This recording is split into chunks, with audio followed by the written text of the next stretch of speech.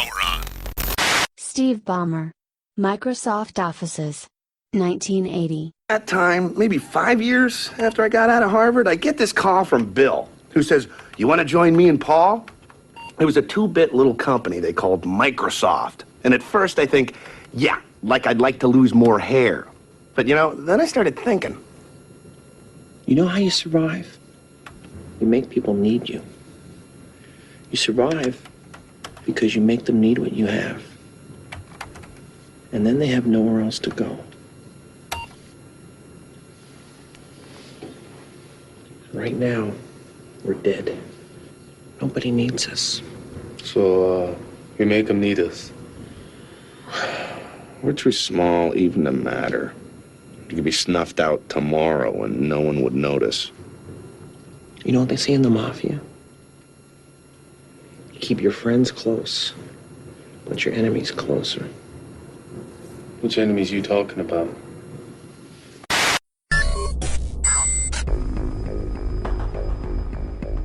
Earth, 2019. Dominant species, human. Galactic potential rating, 0. Cultural affiliation, combination of government and global businesses, corporatism, legacy institution. Species still conservative, superstitious, and religious. Ecologically illiterate, largely unaware of cosmological foundation of love. Level of technological dependence is disturbingly higher than the galactic standard. Species distracted and behavior controlled by technology companies. System error. Advanced concepts detected beyond normal human levels. New galactic potential rating, over 9,000. Transmission type, podcast. Host, The Man of Tomorrow. Brian Sovryn. Source, Sovryn Tech.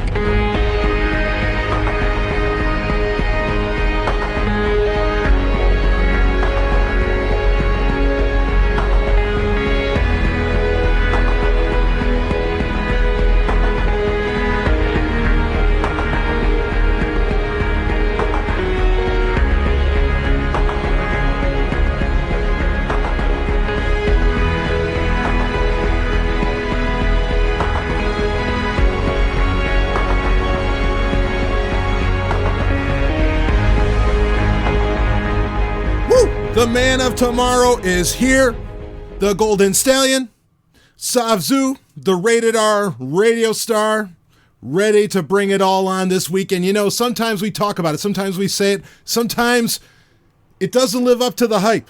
But let me tell you, when I say we've got a big episode here, we have a big episode, big subjects, big things to get into that take part in the big picture. Big. You're going to see what I mean when we get into it, baby. But, that opening audio that you just heard, if you've never seen this movie, this is a classic. I saw this when TNT originally aired it on cable. That being from 1999, Pirates of Silicon Valley, which I think that was based on like a book from the 80s called Fire in the Valley. What a tremendous, it was a mini-series technically, I think, because it was like a movie they played in 2 parts that's all about the founding of Apple and Microsoft. And you heard one of the scenes where Bill Gates and, of course, the late Paul Allen and Steve Ballmer are all in the room together and talking about, and you hear Bill Gates talking about how you make people need you. And they are talking about the very foundation of Microsoft. Now, again, if you want to say that movie or that the book, which the book was nonfiction, if you want to say that was open to some interpretation or that there was some creative license involved, well, you run with that. But I think you'll find as we go throughout this entire episode, okay, and there is a theme to run through this entire episode, I think you'll find, maybe there's some real insight there to get into. But boy, if you've never seen that movie, go watch it now. Torrent it, get your hands on it, whatever. I don't know if it ever came out on Blu-ray. Get the DVD if you need to, hard copy that shit, because it needs to be watched for all time. Now, this week I want to open up with a story, our story of the week. Something, maybe an imploring of sorts, something to, well, let's just put it this way. I think it's amazing with, speaking of Microsoft, with Windows, I guess it's going to be the May update, or what are they calling it? 1903 is the title for it, or the official release title for it. With that coming out soon, we would expect it in May. Of course, we remember the last time we were in April 2018 and we got version 1803 of Windows. The clusterfuck that was, okay, to say nothing of the October release that we got last year. There is a case being made, okay, and what I want to do is that before you jump on 1903, we don't have an official date for it. In fact, it behooves Microsoft to not give us an official date for the next version of Windows 10 to come out, okay? I want to implore you, I want you to consider, because something that just came out a couple days ago was version 1904 of Ubuntu. I am not, now let me, I have a lot of sponsors for the Zomia One network, not just Sovryn Tech, but for the Zomia One network, I assure you, I get no money. It'd be fine if they wanted to. If Canonical, the creators of Ubuntu, or the maintainers of Ubuntu, if they wanted to, to sponsor Sovryn Tech, hey, please, was Mike Shuttleworth, whatever his name is, come on. I'll have you on the show. Let's talk it up. Let's do it. Okay, I'm a big fan of Ubuntu. But I want to implore you perhaps to consider, when the new, update cycle comes out for Windows 10, to not just, in fact, there's this old thing, there's these old stickers that they used to put on laptops and computers, the badges, where it say like Intel inside or something like that. I remember the ones that would say, use Windows 98 or better, or Windows XP, or must have Windows XP or better, something like that. And, a lot of people would crack the joke that say, yeah, it said use Windows XP or better, so I installed Linux, right? Well, that's part of what I want to implore you with here. Thing is, I don't know if I have to do a whole lot of imploring, because here's an article out of Forbes. This is what we're going to open up with. And believe me, this is going to lead to a theme. We have huge shit to talk about feels like things are too... I was going to make a joke about taking a big shit, but why do I need to do that? I don't need to do that, for fuck's sake. Anyway, there's big stuff to talk about throughout this that actually plays well off of a recent episode where we talked about why does Silicon Valley do what it does, and we're going to get into that overall. So, you might think that this is more of a benign story to open up with, but I assure you it's just going to build up to something much, much bigger as we go on, including things related to Bitcoin and blockchain in general. We're going to get into all of that. But let's open this up. This is a story from Forbes by Kevin Murnane, it's here's the title of it, from April 14th, 2019. Windows 10 is doing a great job persuading people to switch to a different operating system. So maybe I don't have to do any persuading. Maybe Sovryn Tech doesn't have to be out there saying, hey, use open source as much as you fucking can. Let's read the story here a bit. Quote, hallelujah, all our problems are solved, end quote. At least that's how some reacted when it was discovered that the May 9, 2019 update for Windows 10 will give users some control over when feature updates are installed. This reaction is perfectly understandable after last year's update disasters, but I wouldn't get my hopes up just yet. There are widespread reports that the recent April update for Windows 10 has caused system freezes, crashes, and slowdowns for some users. Microsoft's problems with updating Windows 10 have been so serious and been going on for so long that they are a good reason to consider moving to a different operating system. Now, breaking in for a second, what they're talking about there at the April update, they're not talking about 1803, which finally, I think, or no, it was 1809, which is now finally, available for anyone to install, right? Or Microsoft says, okay, it's safe for everybody to install that. It only took half a year. I'm not saying that that's a problem. Okay, I like slow programming cycles, but regardless, what they're talking about, in fact, the very ThinkPad that I'm recording this on, okay, ran into the same issues where you do the cumulative update, which usually comes out the second Tuesday of every month. Okay, this is putting all the security patches and everything in one big update. This has been something Microsoft's been doing for most of Windows 10's life. And it allows for, it's not like a horrible idea in and of itself, because the concept is that it allows for IT teams, in the enterprise space and other places to, be able to update on on more of a schedule. Instead of like, holy shit, this new update just came out today and it broke fucking everything. At least now, apparently IT teams can at least be ready. Okay, here comes the second Tuesday of the month. Let's get ready for problems. But that's the thing, is that there have been real problems. In fact, the April cumulative update for Windows, like I said, it affected my computer as well, to where I was getting massive slowdowns. It was some ugly shit, and I don't know what exactly was going on with it, but I'm not the only one reporting it. A lot of other people were.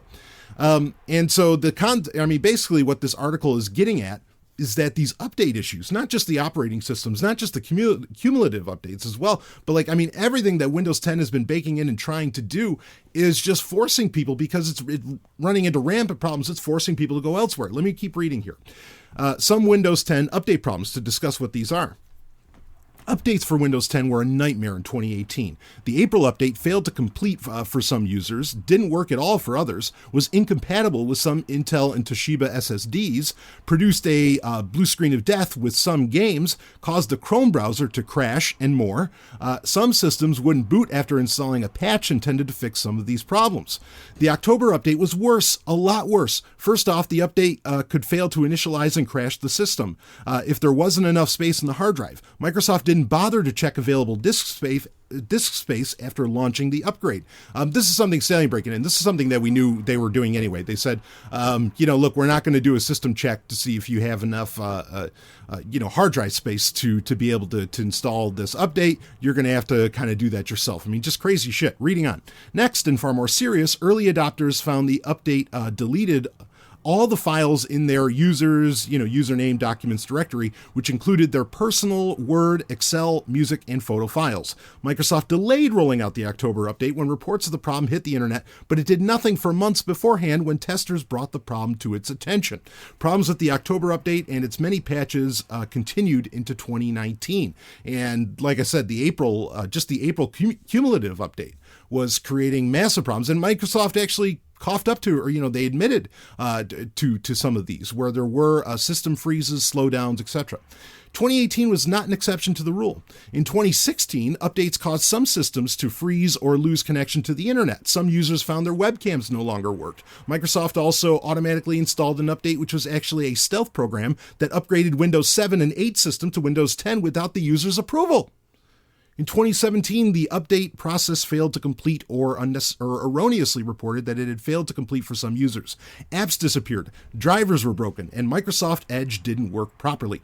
Windows 10 security updates pose a different kind of problem. They usually don't break as many things as the feature updates, but they're inconvenient and annoying. Microsoft interrupts whatever you're doing and forces you to either schedule the update in the near future or update immediately. Security updates are essential. It's Microsoft's method of delivering them that's the problem. So they're saying, yeah, okay, we need security updates, but Microsoft's delivery is piss poor. Other problems that they didn't list off here that have happened over Windows 10's lifetime is where if you plugged in a Kindle e-reader, it would erase your Kindle e-reader. Windows 10 would do that because of an update on Windows 10. What in the goddamn fuck?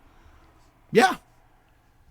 Scary enough that Amazon can delete books from your Kindle e-reader, let alone that you plug it into a Windows 10 computer. Holy shit, the thing's going to fry.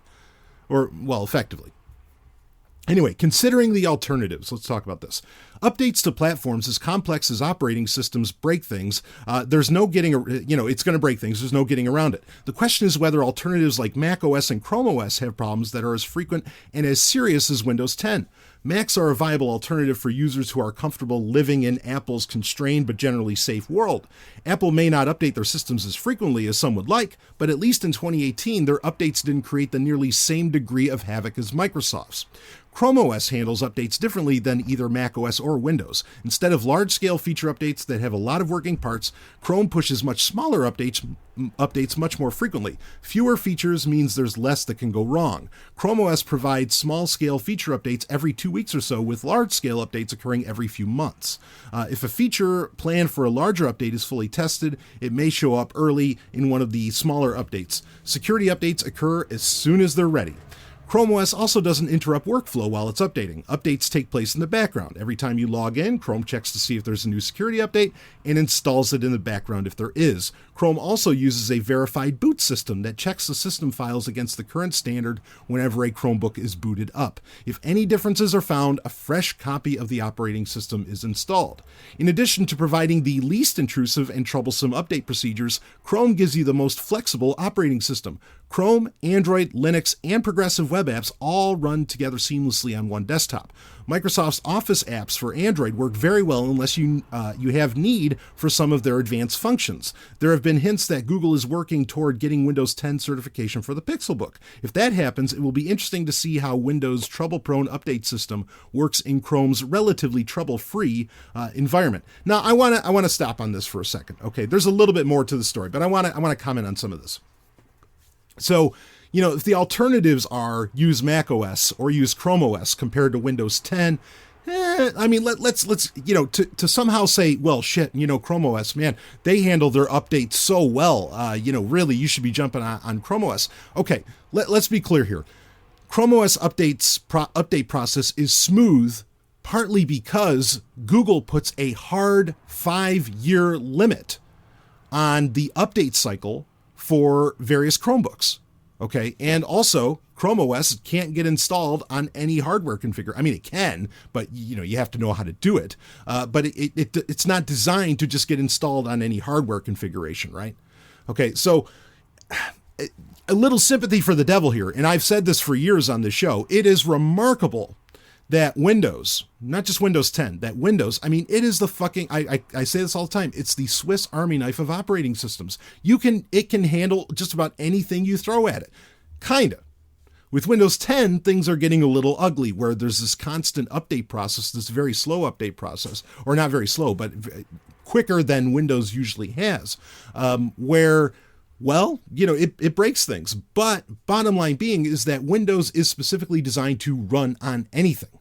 And that gives it, that's part of its power. That's part of why it's so pervasive, because it can run on anything.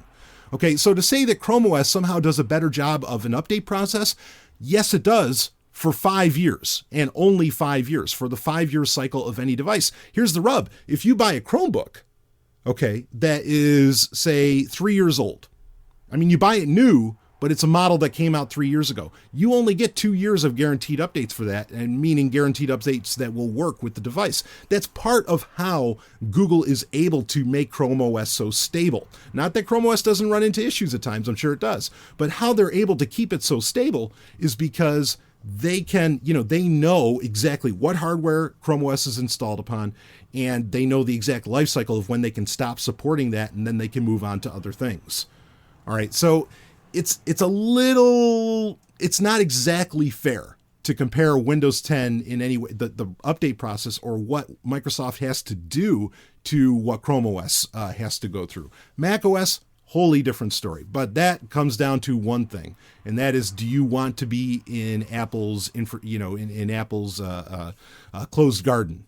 And if you do, if you're okay with that, and you're willing to, shell out the premium price, the very premium price tag to do that, then go for it. I don't think Apple computers are real computers. I hate to quote this guy because I think he's an asshat, but Palmer Luckey, he had people asking him, hey, would you ever develop Oculus hardware for the Mac platform, for Apple? And he said, well, as soon as Apple makes a real computer, I'll do that. As soon as Apple creates makes a machine that's worthy of VR, fine. We'll develop Oculus for it. But his point is sound. Like, they don't make, they're computers in the traditional sense, sure. But, they're not taking advantage of like the latest hardware that comes out and all of this. So, there's a trade-off when you start looking at Mac. And certainly the other thing with Windows, and why a lot of people stick with Windows, is gaming. But anyway, I don't want to get into, let's finish up reading this story and then we'll kind of get into that. So here's the next headline, byline, which is making the move. Moving to a different operating system is not something to be taken lightly. It's like relocating to a different area of the country or part of the world. You may be in a better place once you've settled in, but the process of getting there can be difficult. The culture is different. Ways of doing familiar things are different. There's a learning curve. Moving to a new operating system is easier than moving to a new home, however, because it's not an all-or-one proposition. You can pick up a Mac or Chromebook and take your time transitioning to it while you continue to use your Windows 10 machine. My wife and I began learning about the Chrome OS when we added Pixelbooks to our arsenal a little less than a year ago. The more we learned, the less time we spent with our Windows 10 platforms. We still use Windows 10, but the Pixelbooks are the first choice for many of the things we do. Our decision to give Chrome OS a try is reinforced every few weeks when news breaks about another problem caused by a Windows 10 update. Anxiously watching Windows Update and wondering if I'll have a functioning computer when it's finished is something I don't miss at all. So, okay. I get what Kevin Murnane's saying here. I understand the whole point. I think there's something missed here. Okay. Now, while Chrome OS is very attractive for a few different reasons, one is that Chrome OS now can run a lot of Linux software, okay, which is what it would say it was missing in the past, right? Because before it could only run Chrome OS, or Chrome apps. Then when they added the Google Play Store, it could run Android apps, most of them. That helped out a lot. But now Chrome OS is a very versatile platform. You can run Linux apps, you can run Android apps, and you can run Chrome, whatever is available for that. That's pretty incredible, and it's a very attractive option, no doubt about that. However, it is not really, I don't think there's still limiting factors to that, in my opinion, and you still don't really have total control of your machine, which is where I want to get people to go, is to where they have really, Windows 10 is still very much a power user platform, right? You can bring up Bash. You can get into the PowerShell, rock and roll. It's very much a power user platform, more so than Chrome OS or Mac OS, I think, in a very real way. Obviously, what they're missing here is Linux, is installing Ubuntu instead. But the problems are getting so horrendous with what Windows 10 is trying to do, and it's a byproduct of Windows 10's its flexibility. It's that Swiss Army knife attitude and ability that it has, which is causing it so much trouble. Thing is, Linux can do the same thing. All right. But Linux, because it's open source and because you can have so many coders, looking at it and working on it and hammering away at that kernel, as to where with Windows, you have to rely upon Microsoft doing that. And you don't know. Here's the thing, with Linux, if there's a problem, kind of like with the October 2018 update. Let's say there was some kind of corollary to the October 2018 update for Linux. If they, people were reporting to Microsoft, hey, this is deleting my documents, this is deleting data, you need to pay attention. And Microsoft didn't pay attention. With Linux, you have a lot of different distributions, you have a lot of different things where you either have the option to fix the problem yourself, submit a bug report, or submit a fix for it, whatever, right to the code. Or at the very least, you have a community that really gives a shit. And so much of the world runs on Linux. In fact, I dare argue the world does run on Linux now. That, someone's going to be paying attention, and you don't have to rely upon the gatekeepers at a big company like Microsoft to make sure something like this, gets resolved and fixed. Okay, so this is becoming a very real problem. The Windows 10, the dream that Windows 10 was, I don't know what happened. It feels like some things have changed. I have brought it up in recent years. At first, I was like, okay, yeah, force people to update. This is important because the average person isn't going to update and they're not going to get the security updates. And we're all screwed because of that, because other people aren't installing security updates. Okay, so I kind of supported Microsoft, forcing the updates on people. But now, they're breaking shit nonstop. And whatever is behind that, I'm not exactly sure. Is it a nature of our interconnected world? Is it a byproduct of our interconnected world? Because everything's connected to the internet now. We can't just do like back in the day when Windows XP would have Service Pack 1 and Service Pack 2 in between so many years. We can't do that anymore. Maybe, but at the same time, I think that there are a lot of features that Microsoft is baking into Windows 10 to try and be something more for certain segments of the population, okay, like the creatives and others. I think there's so much of that going on, that where they're trying to make Windows do all these different things, that you're inherently creating, there's an old saying, okay, the more they overthink the plumbing, the easier it is to stop up the drain, right? And that's a real issue here, is that they're overthinking the plumbing on this, and they're adding in, there's too many features. I don't know how many people run, talk about PowerShell scripts that run PowerShell scripts to just remove like 50% of what Windows 10 does in the first place. Nobody wants that. Nobody needs that. And there's like an LTS version of Windows 10 that I heard about on Security Now that is available if you, to Enterprise and so on, where it just gets rid of all the junk, that Windows 10 lobs on you. I mean, people have been calling for this for a long time. There needs to be like this monastic order that runs Windows, and just keeps it simple and basic. And we take the monetary incentives out of it and leave that to the people that make software for it and everything. This is getting really bad. I'm not sure what Microsoft's real end game here is. Okay, they're trying to Windows has been everything for everyone for a while, but now they're trying to, expand that, make that go even further. And the thing is that now it's creating rampant security issues, that are inexcusable and can't be a part of an everyday person's workflow.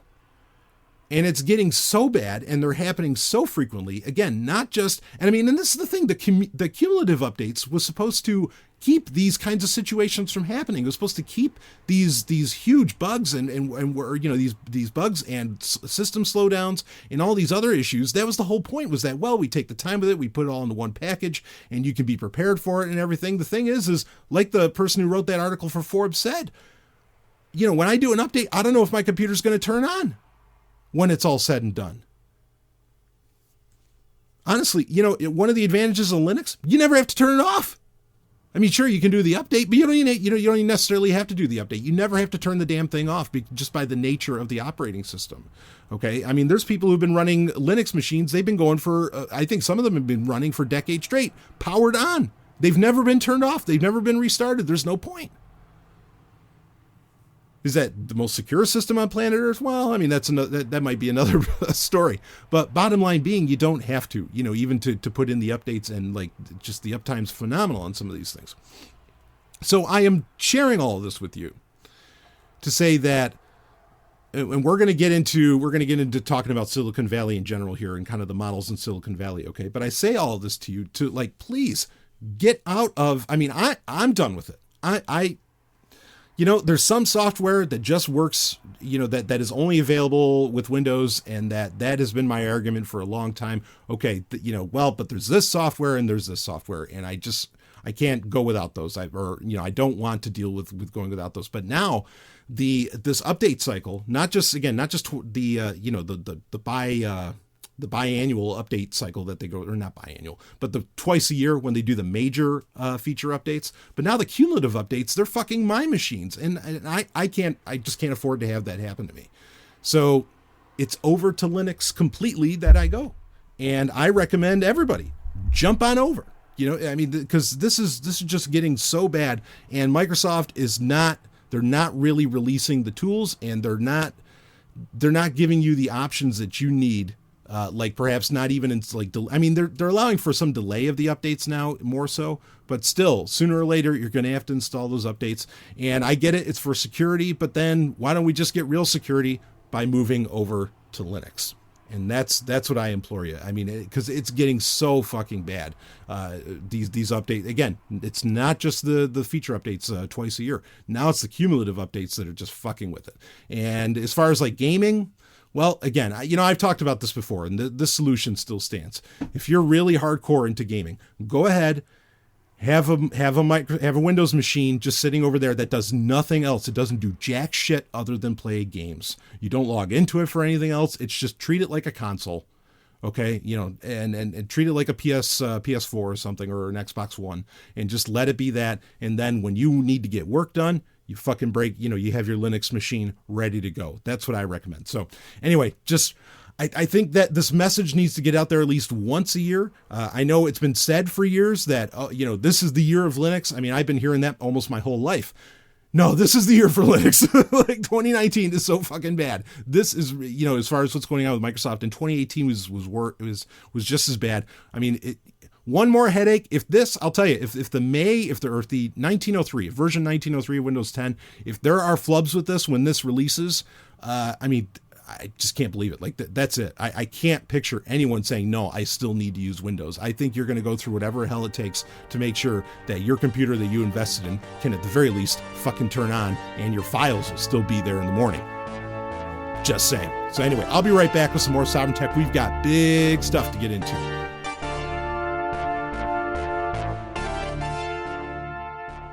Hey, if you have a project that needs reliable cryptocurrency data, check out blocktap.io. Blocktap.io is a universal cryptocurrency API.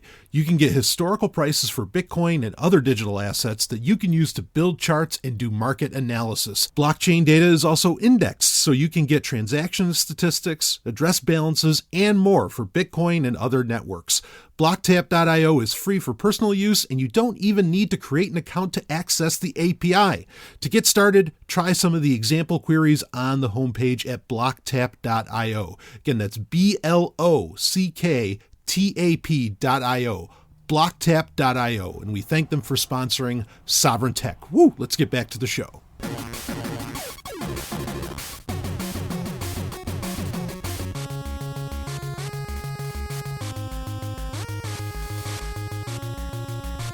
HackSec.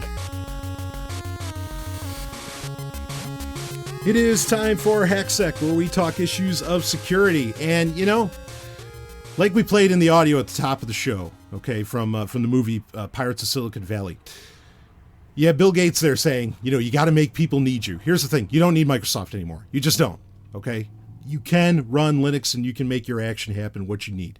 All right, I mean, really, and the software community has really the open source community in general, but the software community has definitely stepped up to the plate, and I think very much made that a reality. I mean, I know the Photoshop argument. I still get that. Yeah, I mean, I don't know. It's time. Like, there's got to be a point where the operating system being so fucking unstable and fucking with your hardware so much that you just got to say that is a goddamn enough. And, you know, Ubuntu 1904, which came out, they did the right thing. This is the right problem you want to work on. The whole purpose behind 1904 was about making everything just move faster and smoother within the operating system itself. That's all I want my operating systems to do. Be secure and faster. That's all I want. I don't need more features.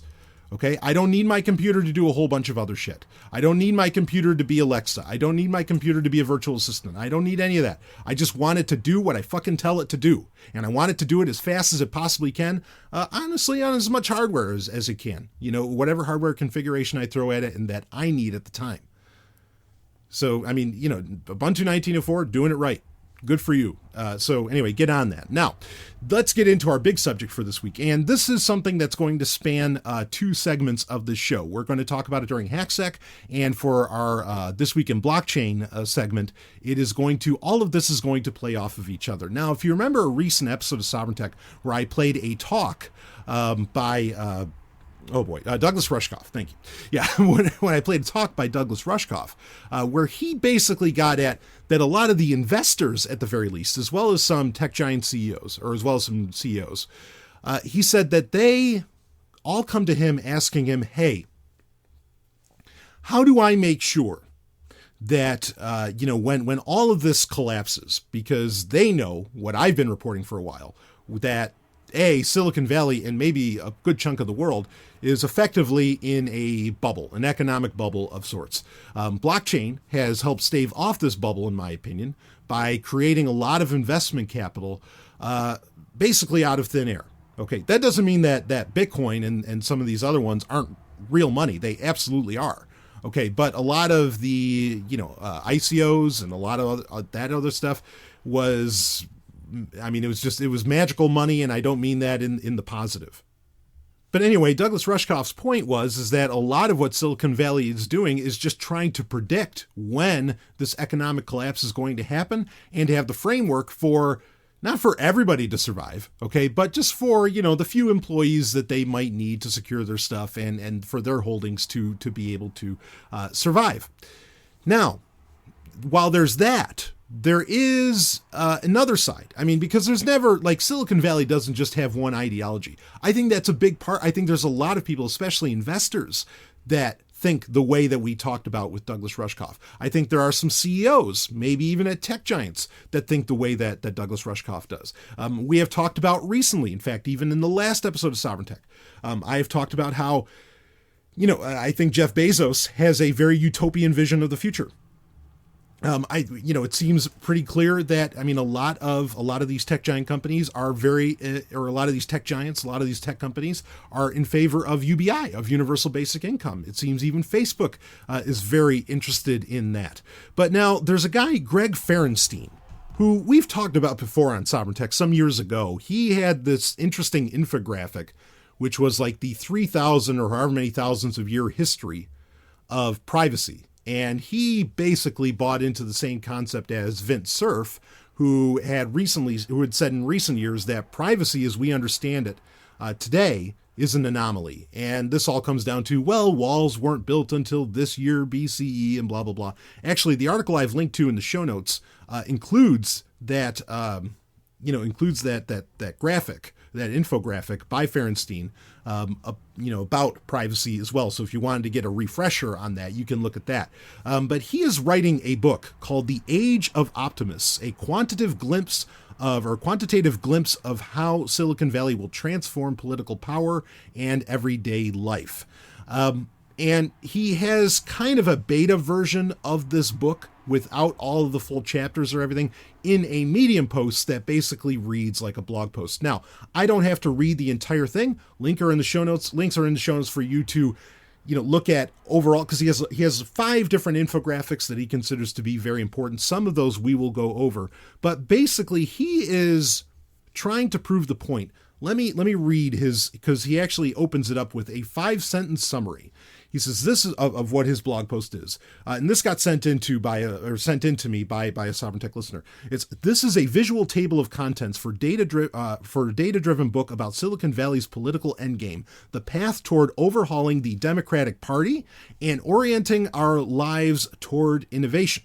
The central argument is that changes in the economy also change the political ideology and power. Some personalities and value systems thrive in different occupations and industries. The growth of the knowledge economy has empowered an ancient, idealistic ideology that places an extreme faith in the power of information to solve the world's problems. Now, Stallion, breaking in for a second. I'm not exactly sure what he's talking about there, because I can think of a few different ideologies from China to Rome to Greece to even the Sumerians, where, the idea that knowledge is power, right? That's not a new idea, and it sure as fuck didn't start with the Greeks either. It's significantly older and is also shared in the East. So don't give me any of that horse shit about Western civilization, or, I'll give you a shit for that. But anyway, so I'm not sure which one he's referencing. We probably won't know till the book comes out. I will read the book when it comes out, but let us continue with what he's saying here. A growing demographic of highly skilled, college-educated liberals will transform government's role to be about directly investing in citizens, funding them to become as entrepreneurial, civic, and healthy as possible. And here's kind of in fact, even on the Medium story, it's listed as the top highlight. The ultimate goal is to make life as close to the college experience as possible, a life dedicated to research, exploration, and creativity, while automation ensures that everyone has enough food and leisure time to pursue their unique contribution to the world. And of course, that sounds very much like watched over by machines of loving grace, right? Everybody remember that poem? Now, that really quick, let me read it again, because this really drives it home. This is basically where the concepts for UBI come from, where a lot of the machine learning and automation. This makes a lot of sense of why why those things are such a core part of what's happening within Silicon Valley. It still fits in well with what the investors want, and so that way, they can go live in New Zealand and everything's automated for them and they don't have to worry about money. Again, this is going to play into, I have another story that we're going to talk about, but we want to get into this first. But let me read this again. The ultimate goal is to make life as close to the college experience as possible, a life dedicated to research, exploration, and creativity, while automation ensures that everyone has enough food and leisure time to pursue their unique contribution to the world. Now, this explains why, hell, they even call it, when you go to Apple, what do they call it? The campus, right? When you go to Google, what do they call their headquarters? The campus. When you go to Facebook, they call them a campus, because, that's what they're shooting for, is this constant college life. Now, one thing I can tell you, okay, and I want to break this down more. One thing I can tell you is that not everybody's meant for that kind of life. Like, not everybody even wants that kind of life. Some people want very different kinds of life, but this is what Silicon Valley wants everything to be. Now, the claim is by Ferenstein is that everyone wants it this, or like they want everybody to live this kind of life. And maybe they think that if they just give everybody the information to be able to do it, that's exactly how it will end up being. Here's the rub is that, you know, while this isn't for everybody, and I think everybody would, or I think most people would accept that, you know, not everybody wants to live this kind of life. Some people want to work the factory, or some people want to go do this, or, you know, be on the farm, whatever. They don't want to live this exploratory life all the time, blah, blah, blah. You know, maybe people want to live a very simple life. The thing is that as we know with like Google Home technologies, Alexa, and a lot of that, like, just look at Google's visions of the future that at the very least they're open about, that they're honest about at their events, right? Like at the 10.4 events and others. And we've talked about this over the past couple of years. Just to achieve what they show in their demo videos for what like Google Assistant can do for you, everybody has to use Google Assistant. Everybody has to have Google Home in their home. So unless all these companies become one kind of giant conglomerate in some way, okay, and they all end up working together, you know, and like Alexa can talk with, you know, Google Assistant, and Google Assistant can talk with, you know, Siri or whatever, you know, unless all of that is under one roof, their future can't really happen. So problem number one is that if Silicon Valley has an actual ideology, a philosophy, they think that it has, like, everybody has to buy into it or it doesn't work. Now, they bring up, Ferenstein goes in to bring up how a lot of Silicon Valley is one of two things. It's either, I mean, basically, you either have Democrats or libertarians within that. Or his claim is that there is a very libertarian version of the Democrat Party in power in Silicon Valley. And they are also buying up, you know, they're lobbying in Washington. And so they have a lot of control there. Not a new concept for sovereign tech. We've talked about the fact that we live under corporatism for quite some time, where it's corporations and the government, you know, very much working together on this. So let me read this part. Some of this is from his blog. I want to just take some of the choice quotes here. Technologists want the government to be an investor in citizens rather than as a protector from capitalism. They want the government to heavily fund education, encourage more active citizenship, pursue binding international trade alliances, and open borders to all immigrants. That's where maybe the more libertarian aspects come in, right? It combines the meritocracy obsession of libertarians with the collectivism of liberals. Now, I want to go to the next one. Founders, that being tech founders, political and moral beliefs are based on a rather extreme idealism about human nature, society, and the future. They tend to believe all change, okay, keyword, all change over the long run ends up being good. Likewise, they reject the notion that there are inherent conflicts of interest between citizens, the government, corporations, or other nations. Basically saying no matter what ends up happening, that in the wash, it's all going to come out just fine. Okay, you know, no matter what comes out in the wash, it's all going to be fine. Everything will end up okay. In fact, here's a quote from that Ferenstein brings up, a quote from Eric Schmidt. Quote, "There's a particular religion that we all represent, and it goes something like this. If you take a large number of people and you empower them with communication tools and opportunities to be created, society gets better. The combination of empowerment, innovation, and creativity will be our solution. But that is a religion in and of itself." So Silicon Valley's basic gist is that, okay, as long as we give people the tools, as long as we give them the ability, you know, to, you know, if we give them the automation to where they don't have to think about where they're going to eat or how they're going to eat or take care of like all the menial stuff in life, as long as we give them that and we give them the ability for everybody to communicate with each other and better access to information, everything's going to turn out fine. That's their claim. All right. Now, I have heard from sources that there are a lot of developers, employees for a lot of these tech giants, including Google and others, that they absolutely believe this. They totally believe this. And look, I'm just going to challenge you. Go on Twitter for 2 minutes and you tell me that giving everybody on planet fucking Earth access to communication tools is somehow just improving everyone's life. If anything, I think it's bringing out everybody's fucking dark side. And I don't mean that in the good way. I don't believe for a second that just handing over the tools of communication or handing over, giving easy access to information is somehow going to immediately improve the human condition. because you have more information than you've ever had access to. People can find out anything in an instant. And my personal opinion, and you can email me at bbs@sovereigntech.com if you think differently, I think people are becoming dumber. Because while at the same time they have access to more information, they also, what are they tending more towards? And look, I love to entertain. I am a huge fan of entertainment. I have watched more movies, read more books, listened to more albums. Hell, I do whole shows about this stuff.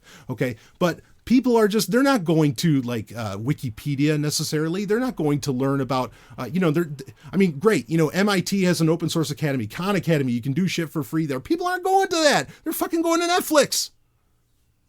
And they're barely even watching documentaries. And if they're watching documentaries, they're watching about, I don't know, the stupid fucking Fire Festival, or, all this other whatever shit, that people do where it's just about more entertainment. It's not about like, it's not like they're going to Netflix to watch Cosmos. I don't believe it. Giving people access to this stuff, making it easier for them or automating things, it's doing the exact opposite of everything that's getting laid out here. It is not making people smarter. I don't see that it's making them, it's making some people more industrious, sure, but there's something else involved there. It's not just about the access. It's not just about giving them the tools. It's not just about giving them the information. It's not just about, having all of this stuff at your fingertips. That's not enough. There's got to be something more there. So Silicon Valley's inherent, either they want to depop and they want to, eliminate a good chunk of the population or something like that, which kind of reminds me of, was it David Eggers? Was that David Egger that wrote Whiskey Tango Foxtrot? Not the movie, the book, where basically they wanted to collect all this information to find out who's worthy to even exist and could take advantage of these tools, unless it's something like that. But to say that, you're going to, and I don't necessarily see young people, growing up to somehow, become a bunch of Einsteins and all this. I don't see it. And I'm not saying these aren't good things to have. Yes, Wikipedia should exist. Access to this information should exist. Tools that can make things easier, like for me as a podcaster to create content and all that. It's great if that's out there, but just its very existence is not enough to get people to somehow improve the human condition and make people better. However, there are people out there, there are ideologies out there, there are philosophies out there that they think they have the answers to make people better. And we're going to talk about them next. Let's get into that. We'll be right back with more Sovereign Tech. Woo!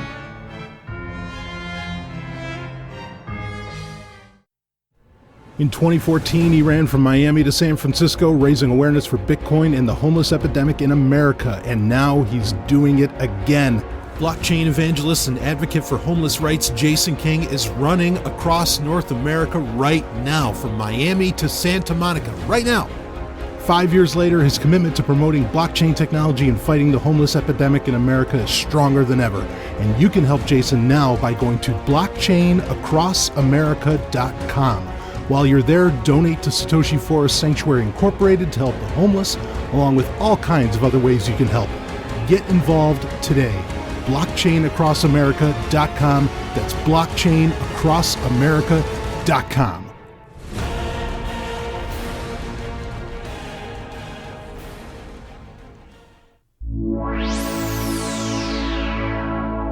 This week in blockchain. We will continue our conversation from the last segment, because there are people who think, look, this idea that Silicon Valley has this philosophy and that all change is good and we want to make turn everything into the college life. There's parts of that, hey, that sound great. Like me, yeah, I want to spend my life learning, exploring, being creative and all that. I most certainly do. And I try to make as much of my life that as I can. However, I also don't want my, my provisions, where I live, how I live, what I eat, and all this other stuff to be centrally planned. I think people should obviously run into the issues with that.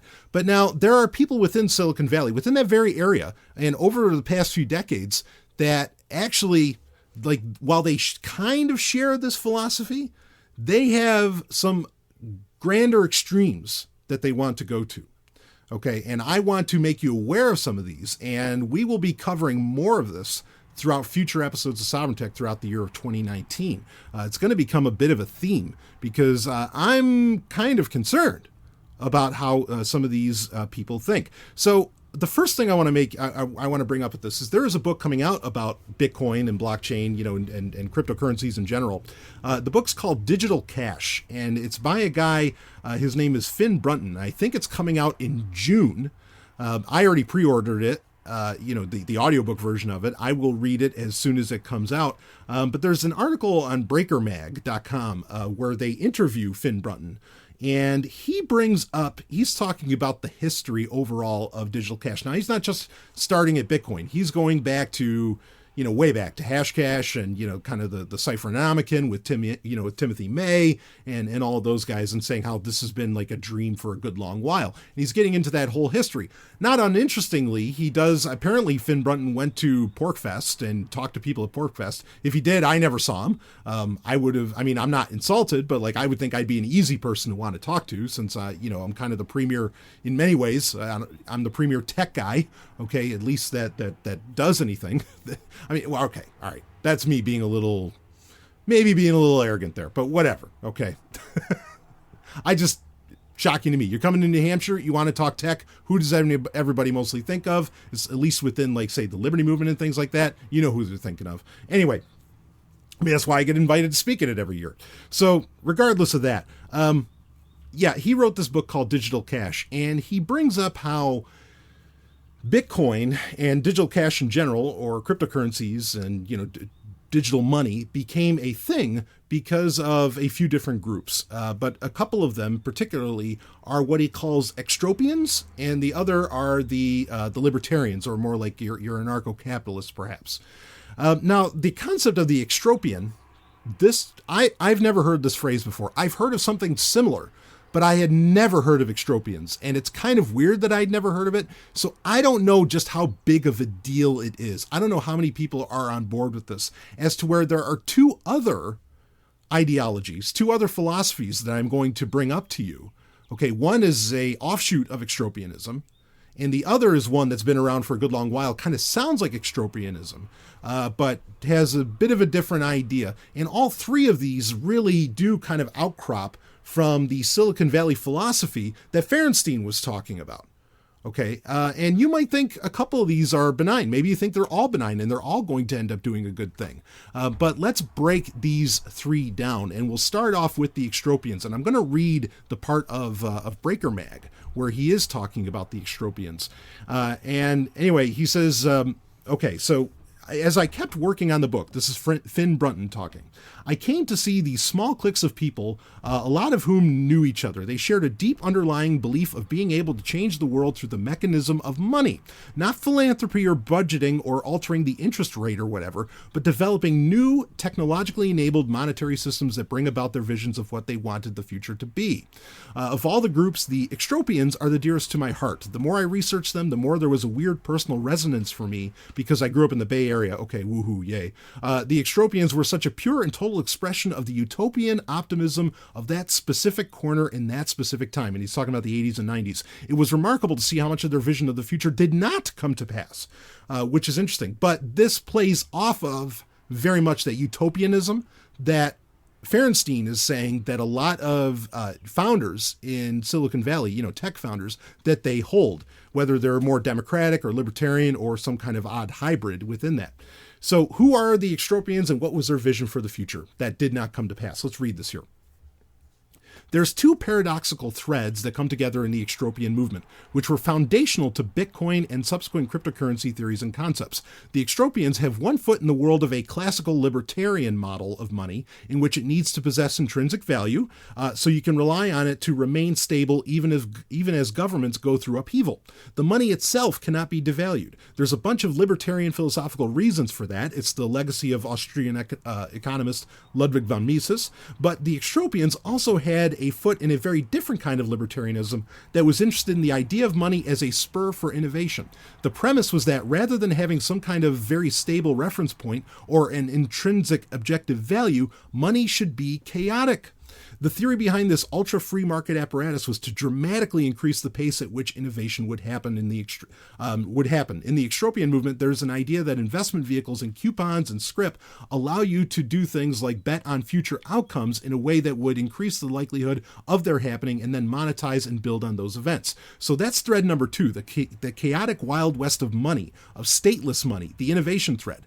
The Extropian idea is that if we can get that system moving fast enough, if we can get this ultra-free market spurring innovation, generating inventiveness and entrepreneurship, crazy new ideas, producing breakthroughs, then it's going to accelerate our society into a whole new order of being, of singularity.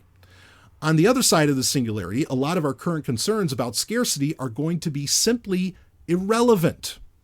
If you want some form of money which is digital, which is not weighed down by having to be gold, which is not premised on archaic survivalist bullshit about precious metals, it would be able to be transacted over the network and would also be provably and verifiably scarce, which meant that it could be hoarded, which meant that you could bet on its future value, which could help to spur that bet into actually coming true. So Extropianism as a philosophical movement was committed to advancing 5 tenets, which were boundless expansion, dynamic optimism, self-transformation, intelligent technology, and spontaneous order. And with those 5 doctrines in mind, they then began to build a whole set of life practices and technological projects and startups and events and publications and conventions. The essence of this idea is that in the process of fighting entropy, you're ascending on a path towards transcendence. This is the key part here, Stanley breaking in. Towards transcendence of the human condition, of removing all of the existing limitations that surround life on Earth and human intelligence. Now, he goes on to talk about how one of the things that, how this attaches to Bitcoin is that this idea of cryptocurrencies is great because it allows for, it buys into the other Silicon Valley, what they want, and part of what the Extropians would want, which is ultimately immortality. You know, for humanity to live forever. I don't have a problem with that. I do have, as I've said over the years, and we've covered every time somebody puts out something new about this, I don't believe in a technological immortality. I believe in some kind of like medical or biological immortality that we can achieve to some degree. But the idea of uploading brains, you know, into a computer, no, that's not the human being, okay? Because you are as much your brain as you are your body. And we don't understand consciousness well enough. We've brought this up many times over the years on Sovryn Tech. We don't understand human consciousness well enough to say that we can just, make data bits of our RNA and we'll be fine. I just don't believe that for a second. But the idea of having this like stateless, borderless, public ledger of money that could potentially, if you go and freeze your body, and he talks right about this in the article, and I'm sure he'll talk about it in his book, that you can go and freeze your body, and when you can be cured of whatever ails you in some future society, you can still access, say, the Bitcoin blockchain, and you could still access your Bitcoin, and you could still store your wealth. Very similar to what we were talking about earlier, what Douglas Rushkoff was saying about how investors are just like, how can I survive this economic collapse that's going to come up? Okay. And this idea of having this money that, isn't bounded by various laws and regulations and allowing for an ultra-free market, that speaks to the ICO boom that staved off temporarily the bubble that Silicon Valley was in, because it did allow things to be funded like the Brave browser and some other wild ideas. Now, there's a lot of other wilder ideas like that Tim May would talk about in the Cyphernomicon, where he wants people to experiment with, like medical experiments and everything to see if we can live longer or become cyborgs or whatever the fuck that they're talking about with that. I take issue with, I'll tell you, with the Extropians. I take issue with this concept of getting beyond the human condition. We don't even know what, like, the state of, I think we barely know, or we're just starting to understand perhaps what the state of nature for a human being is in the first place. Okay, like I already said, we don't understand consciousness whatsoever. How do you transcend the human condition when you can't fucking explain what brought the human condition into being in the first place? You can't. Yeah, and you're not just playing with fire if you do that. You're doing far worse. You're not rolling dice. You're rolling meat grinders on people if you do that. There's no understanding of these things. And I mean, yeah, we got to do the experiments to be able to understand it, but let's do that before we start talking about how do we transcend the human condition. No, I want to get to the heart of the human condition because humanity is beautiful. Whatever the fuck brought us to where we can even have this kind of conversation is something that needs to be cherished. It needs to be held. It needs to be preserved, not transcended.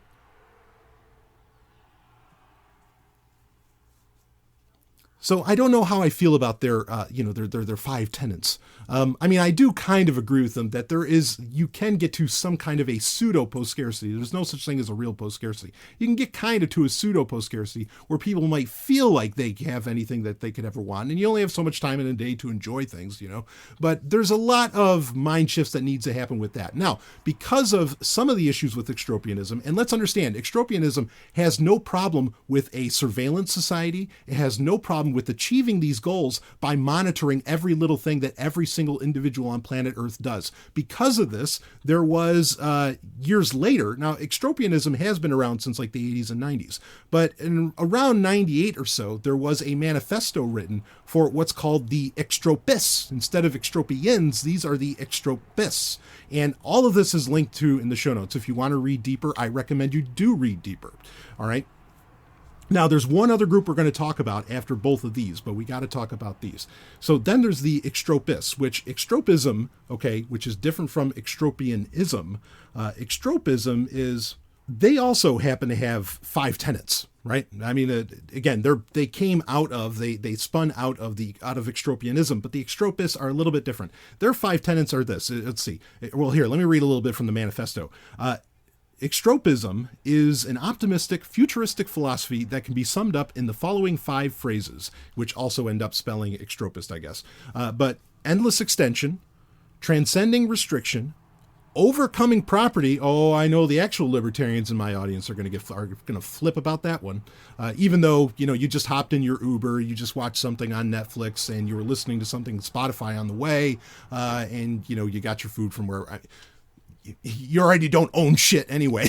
You're renting everything you have, or you're subscribing to anything that you possibly have. And hell, even your video games, you're probably playing something on, I don't know, whatever Apple's new services that hasn't come out yet. Just go listen to the Gaming Grid if you want to hear about that. Anyway, so yeah, overcoming property, intelligence, and smart machines. Now, they're not too different from extropians, okay? And you can read further on this. Maybe where they do differ somewhat from extropians is in their idea of getting past property, but they are against, they do take a stand for privacy, okay? Which maybe is why they don't use the term singularity so much. They do like the idea of smart machines, not necessarily like an AGI, but they do talk more about an artificial intelligence where it does automate a lot of stuff. Okay, now, between these two, which one do I think is a little more palatable? Honestly, it's the extropists, not the extropians, because the extropians feel like, well, we'll do whatever the fuck we have to do. We'll break however many eggs we have to get to this omelet, of what they consider to be a great and beautiful future. And they're still buying into what Silicon Valley thinks, which is, or the supposed philosophy of a lot of Silicon Valley, not all, but a lot of it, that well, any change is good, because change, again, at the end of the day, it's all going to turn out fine, because as long as we keep, getting more information, we create more communication and more tools, everything's going to end up being fine. Extropians are more in line with that. All right. Now, just with cryptocurrencies, the idea is that maybe they have the way to fund it. And I think Finn Brunton is saying that, it's sad that the extropians, that they didn't get their way. I think they're getting their way now. I think the ICOs was a major part of that. Even security tokens could be a major part of that. So anyway, the extropists, both of these groups, as far as using these terms, I don't know how many of them there actually are. Extropists is probably the smallest of the bunch. But you do have these ideologies that are very much taking advantage, even though I would say the extropists are probably trying to get past cryptocurrencies. They probably want to get past money. In fact, I think even in their manifesto it says such. But that's, I think ultimately that Silicon Valley philosophy that we were talking about earlier, where, you use this money to invest in citizens and so on, I think a lot of them eventually want to get past that as well. And let me explain why. Of course, one needs to get into a huge argument. What do you mean by money? But let me explain why, because there's a third group here that's bigger than any of them, and that is a little more well documented. And And that is the accelerationists, which I think I've mentioned accelerationists and accelerationism before on Sovryn Tech. And accelerationism is basically a philosophy, a political theory, okay, within Silicon Valley, and you can name the names. Some of these names are well known, and it really peaked in the 90s, but it's been around for decades previous, that basically wants to create hypercapitalism, similar to what the Extropians want to do, where they create this ultra-free market, okay, where, all this innovation can happen.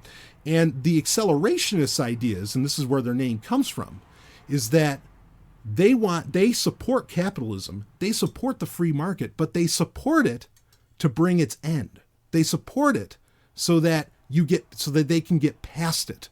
Okay, because their basic idea is that eventually capitalism is it's a house of cards, or it's going to fall under its own weight. It's not self-sustaining, and eventually capitalism eats itself to death.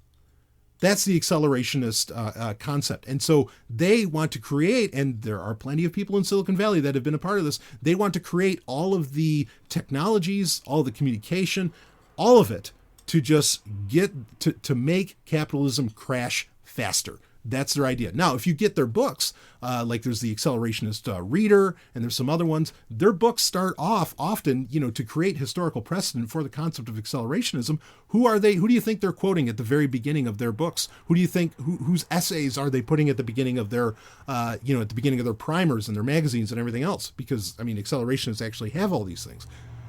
They're putting in Karl Marx. So that tells you where they're coming from, okay? They're literally, they are holding up Karl Marx in this. So you have all of these philosophies, these little philosophies. You have the accelerationists who, sure, it looks like they're promoting capitalism. It looks like they're doing amazing things with the market, but they're doing it to put an end to the market. Then you have the extropists, who seem to be kind of in a similar vein, where they want all of this, they seem to be kind of kinder about it. Maybe they just want it to happen through open source, through the, shall we say, the market of ideas instead of the market of money and resources. Okay, through the market of ideas, they want to reach this kind of point past the present human condition as we understand it. Okay, and then you have the extropians who want to create this ultra-free market to, eventually transcend the human condition entirely.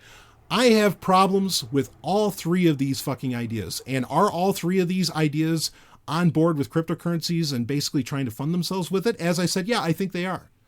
Okay, I think that's a big part of it. That doesn't mean cryptocurrencies aren't valid. They most certainly are, for very good reasons. Bitcoin is a beautiful and wonderful thing for a lot of reasons. Okay, I think the extropists probably want to get past that, because again, they want to get past property and ownership and all of this.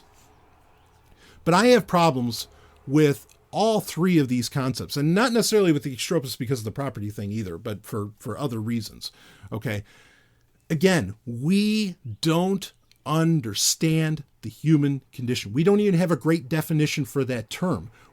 Generally, when I talk about the human condition, and I do talk about it a lot on Sovryn Tech, I am talking about things that we do based upon the average human biology. And I want to be very clear about that, the average human biology, because we are all individuals, and it's important to pay attention to that and so on. But that's what I base just about anything on. I don't think that there are rights. I don't think there are morals. I bring up ethics. Ethics for me is just a term based around, that's easier to say than biological universals. Okay, the way that we interact and act as human beings, that we act with each other as well, is based upon, like our biological functions. That's biological universals is just another fancy term for biological functions. Okay, like most creatures in the animal kingdom, not just humans, have empathy, or even rats have empathy. Brought this up many times. Humans have it as well. It's part of what we are on average. Okay, and so you can base upon, all right, what is a healthy representation? What is a healthy action of the human condition? Empathy. Like treating another person with empathy, or having empathy for them, is a part of that. And this gets into a big conversation around all this stuff. But I am not seeing these conversations. They sure as fuck don't come up if the extropians are based upon much of, like, say, Timothy C. May's work. He's arguing for assassin markets. Not that he's saying that they're necessarily a good thing, but he's just, Tim May in the Cyphernomicon says, well, they're going to end up happening. Obviously, you're missing parts of the human condition with that, and you're not understanding how that works. Okay, or even, that the Extropians want to have prediction markets. We've debunked the concept of prediction markets over and over again. They are absolutely not the way to spur innovation, nor is it because, look, innovation happens not with prediction markets. Innovation happens with Nikola Tesla's, with Albert Einstein's, with Isaac Asimov's, with Carl Sagan's. That's where innovation happens. It does not happen by 10,000 people all working on the same problem. It usually happens because, I'll give you a fictional example. It happens because Doc Brown hit his head on his toilet, okay? And he ended up seeing the flux capacitor and was able to travel through time. That's how innovation happens. It's a flash of light. Gary Kasparov I bring up this example every time people talk about prediction markets, or they talk because prediction markets is based around the concept of the wisdom of the crowds, right? The wisdom of the crowd, that the crowd knows better because, based around some of these, I guess some concept of averages. But again, everybody's an individual, right? Gary Kasparov beat 10,000 people in a chess game that went months. And he was able to do that because, again, that's where real brilliance comes from, is that single mind, not 20 minds working on one thing, but a single mind taking in 3,000 things. You get what I'm saying? That's how the human condition works. This idea of like getting to some kind of singularity and transcending humanity, to somehow make everything better for everyone is utter nonsense, because that is you assuming that at the end what's better for everyone. I always tell you on Sovryn Tech, the only thing that you want to ensure for everyone is choice. You need to give them choice and options. None of these groups are about choice and options. Even the extropists who are saying, well, this is what you should want. This is what you should want. No. None of those things are about choice. You are telling people how they should be living. And it's not a biological argument either. You are wrong. All three of these groups are wrong. Okay, now, am I eschewing cryptocurrencies because it's funding these kind of philosophies, or because it came, perhaps some of it came out of people with these philosophies? Absolutely not. Why would I do that? That'd be me eliminating choice, eliminating options for you. And that's not freedom. That's not personal freedom. That's not any kind of freedom that you could, possibly want to list off. Be wary. These people are out there. And if I've looked on Twitter, I'm like trying to find, okay, let's see, is there a gauge of how many extropians are out there, or how many extropists are out there, or how many people want to identify as accelerationists? Now, accelerationists try to be like really secret. There's a great story by The Guardian about accelerationism that came out a couple of years ago, I think, that I read about, where it really like opened my eyes to these kinds of people. But yeah, so there is, like we talked about at the beginning here, or towards the beginning. At first, I'm just trying to get everybody off of Windows 10, okay, to keep your system secure and to give you choice, right? All right, but that's how we started off the show. Don't fall into Windows 10s. Don't fall into Microsoft's idea that you need them. You don't need any of these people, okay? But anyway, I tried to see if there's like a large group of these people. I'm not seeing large groups of these people whatsoever, thankfully, because I think that all of these philosophies, again, the one that I found the most interesting was the extropists, but they seem to be the smallest of the bunch. It almost reminds me of like ancient Judaism, where you had the Sadducees, the Pharisees, and you had the Essenes, right? Well, the Essenes seem to be a little more interesting than these other people, but you generally don't hear about them. So it almost reminded me of that. But watch out for any of these ideologies. I think and watch out for what the fuck Silicon Valley's trying to sell you. Again, not everybody needs to live that way. Who are they to tell you how our lives should be in the first place? They're no one. And what? Because we don't buy into it? Again, for their technological futures to happen. In fact, I didn't even get into some of the quotes in that story from Fahrenstein, where he talks about how Silicon Valley thinks that the best way for their world to come to fruition, this beautiful world where everybody lives a college life, is by everybody living into cities. Fuck that. I'm not living in a city. Talk about taking away choice. You gonna tell me that's the good life? No, bullshit. The good life is me living in a fucking log cabin, and you know what? Turn the Wi-Fi off. I don't even need the Wi-Fi in that log cabin. I don't want it. Let me stick in my own head. where, like we were just talking about, real innovation happens when the individual takes in so much data or so much information, whatever, and puts together in their own beautiful remix. And what ends up happening, you just come up with either the greatest piece of art or tremendous science or just these wonderful ideas. And that's been the story of humanity for so long. And that's how we were able to, at the very least, I mean, because not to say that where we are here is somehow this great place, because I think we live in a dystopia, but at the very least, it's allowed us to survive and to hopefully get past it. That's what we need. We don't need extropians.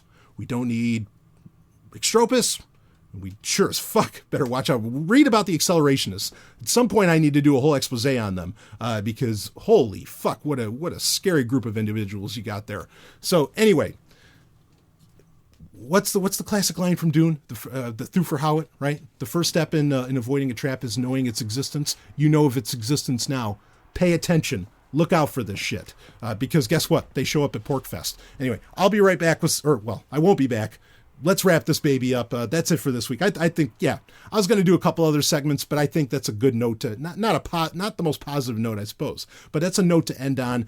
I will see all of you on the other side. Tell you what, if you're an extropian that's listening to this, or you're one of these other things, email me, make the case. Hell, I'll even put you on the show. There's my offer. You can come on the show. We can have a nice little, cordial debate. I might call you slapnuts, but, deal with it. Okay, that's life. So we don't live in the college life yet. Anyway, I will see all of you on the other side. Make sure you become a member of the Zomia 1 Underground, where if you have questions, you can also ask about this and we talk about it. I'll talk about whatever the hell you want me to talk about. Can you get enough of that? All right. I've had enough of me. That's it. I'll see you on the other side. Woo!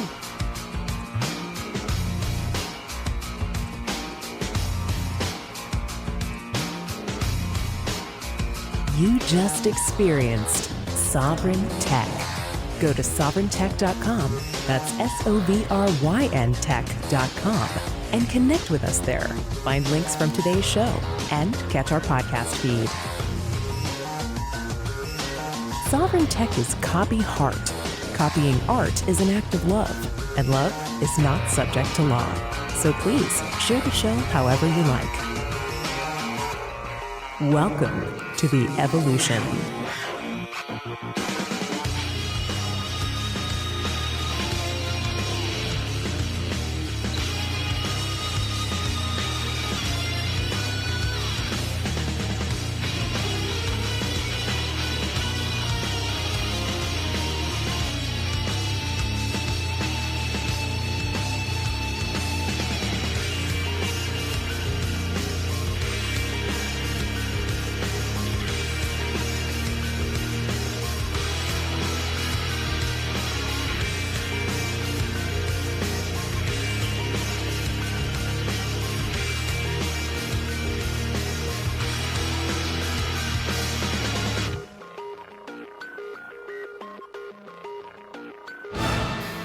Woo! Can you get enough of the Man of Tomorrow? I didn't think so. Well, now you're going to get even more, along with some of the hottest hosts and podcasts around, because now Sovryn Tech has become an entire network. Woo! Zomia 1, the most rebellious podcast network in the galaxy, with bleeding edge shows covering science, technology, and even pop culture. Podcasts like Sovryn Trek, bringing you the latest and greatest in everything Star Trek. TIE Fighter Renegades, a Star Wars podcast, where the Man of Tomorrow and Robin Freebeard talk Star Wars like no other show out there. The Hard and Fast podcast, where metal is king and the latest album reviews and interviews with the greatest acts in hard rock and heavy metal happen. And you can even become a member of the Zomia 1 Underground and get access to thousands of hours of exclusive content and shows. And this isn't Patreon, baby. Oh no, this is all happening on the premier podcast platform, Podbean. So head over to Zomia1.com, that's ZOMIAONE.com, and become a part of the future with Zomia 1, and become a member of the Zomia 1 Underground. And while you're at it, download the Podbean app on iOS and Android. Be the future. Zomia1.com.